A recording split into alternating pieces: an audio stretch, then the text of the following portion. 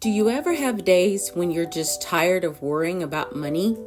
When money feels unstable, one of the hardest parts isn't just paying the bills. It's waking up every day not knowing how to feel. Some days you feel hopeful. Other days you feel anxious. Some days just thinking about it is exhausting. What helped me most in uncertain seasons wasn't a big financial breakthrough. It was having a daily rhythm that kept me grounded in faith and wise with money. I'm Sabrina with Faith Fueled Survival. Today, I want to share a simple daily faith and finance routine, not to fix everything, but to help you stay steady while you wait on more money or for your circumstances to get better. If you are also facing job loss, be sure to check out my job loss playlist. You'll find it linked in the description. Now, let's move on to some strategies. Strategy number 1, start the day with faith, not fear. When finances feel uncertain, your thoughts can start racing before your feet even hit the floor. And if the day starts with fear, it often ends with fear too. Starting the day with faith doesn't mean pretending everything is okay. It means intentionally placing God first, before the numbers, before the emails, before the stress.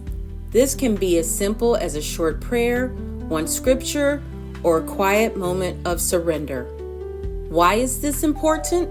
It's because what you lead with sets the tone for how you respond all day. If you lead with fear, every decision feels urgent and hopeless. If you lead with faith, you're more likely to move with wisdom and peace. Faith doesn't remove uncertainty, it anchors you in it.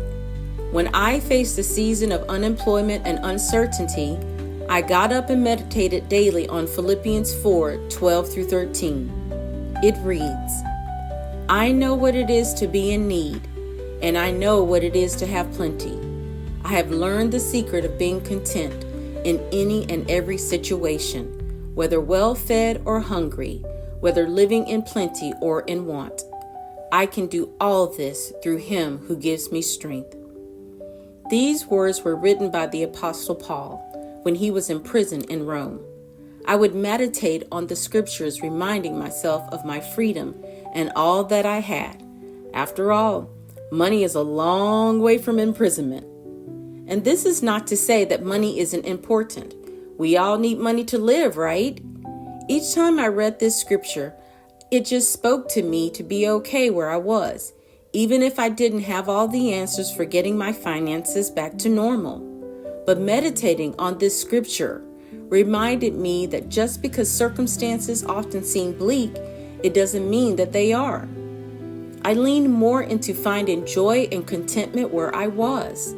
This is really important in your mindset when it comes to money, because sometimes it takes a while to get more income or get your money in line the way it should be.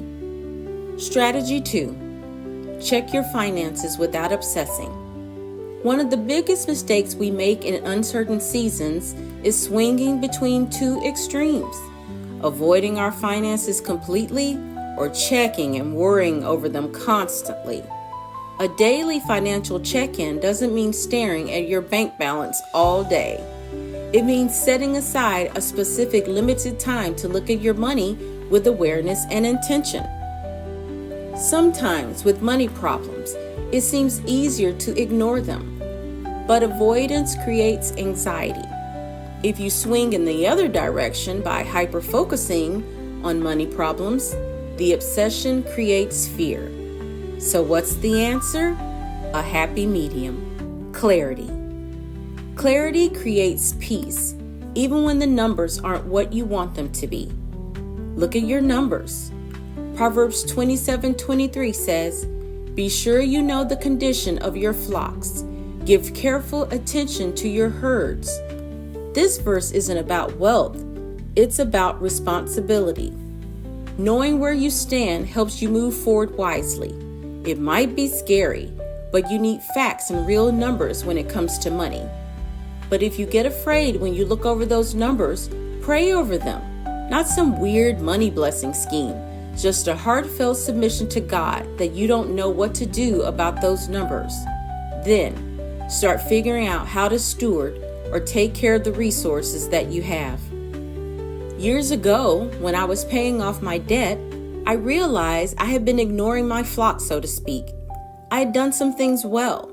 I had some money in my retirement account. I lived within my means, but I was also on the other extreme, avoidance. Money was kind of confusing to me.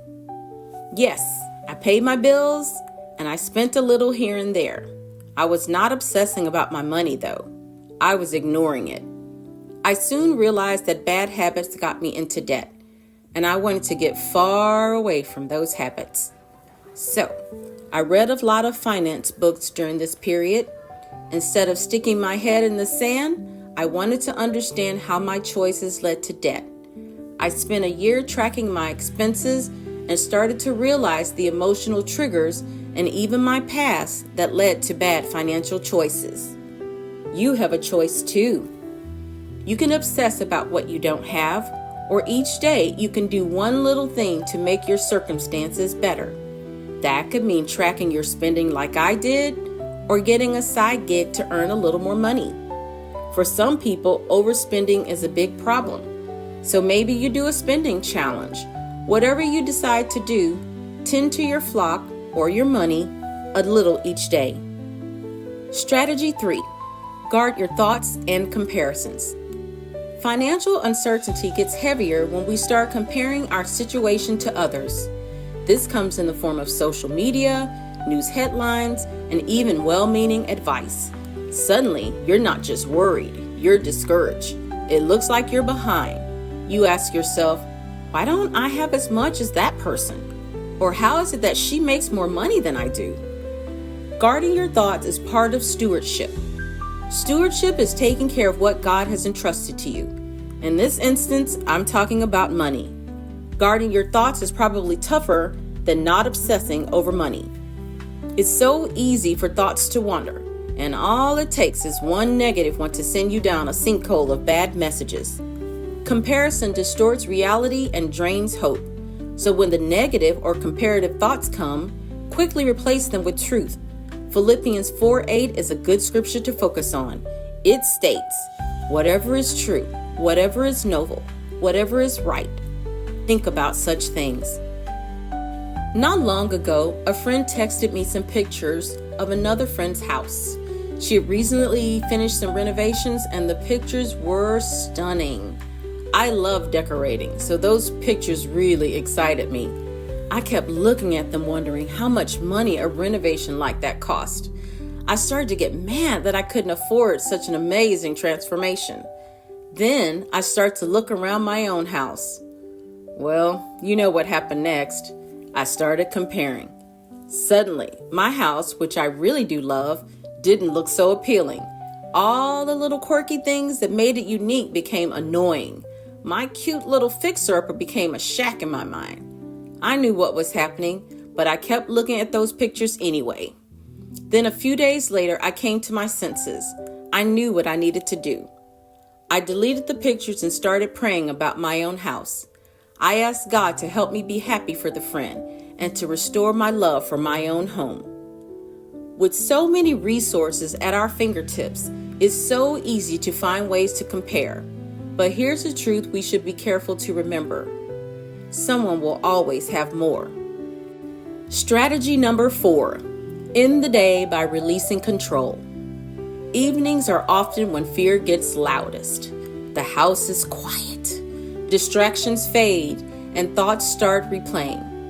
You can lean into that fear or you can take another route. Ending the day with reflection and release helps you give God what you can't carry overnight. This isn't about ignoring reality. It's about choosing rest. You were never meant to hold tomorrow's worries today.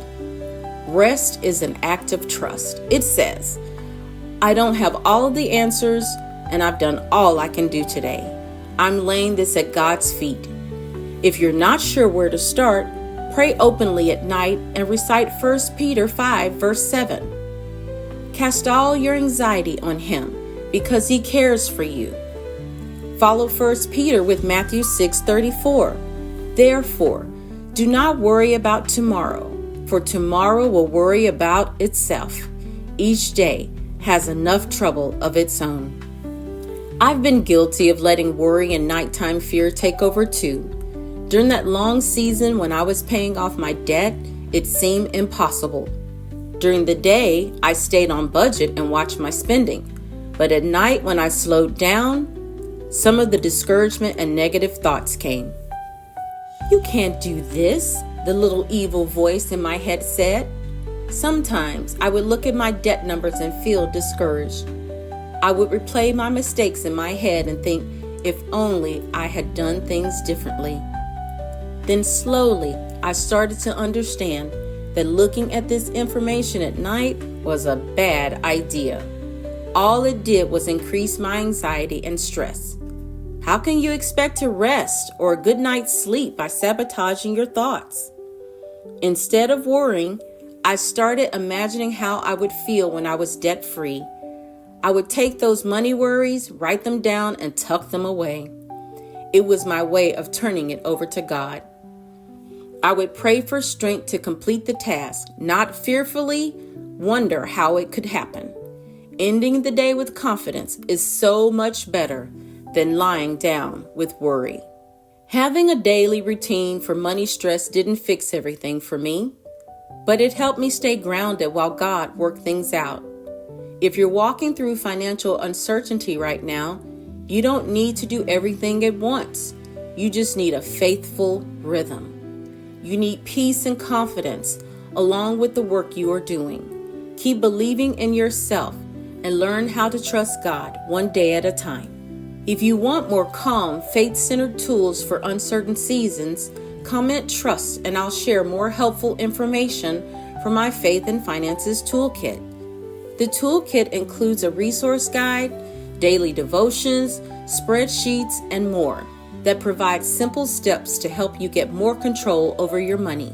You can find more details about the Faith and Finances Toolkit in the description below. Be encouraged as you work to find a daily routine for yourself. Eventually, you will find your financial rhythm. I am praying light and love over you during this season.